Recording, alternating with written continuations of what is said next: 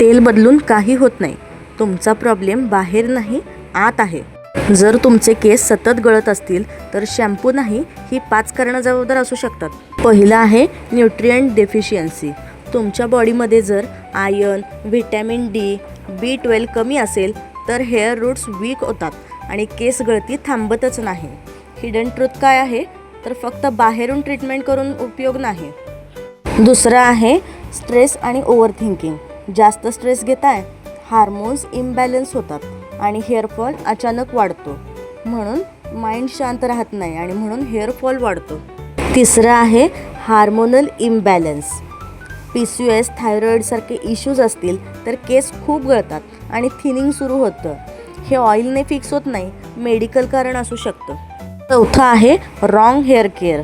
दररोज shampoo, heat styling, tight hairstyles हे सगळं रूट्स डॅमेज करतं. तुम्ही केअर करताय असं वाटतं पण नुकसान करत असता.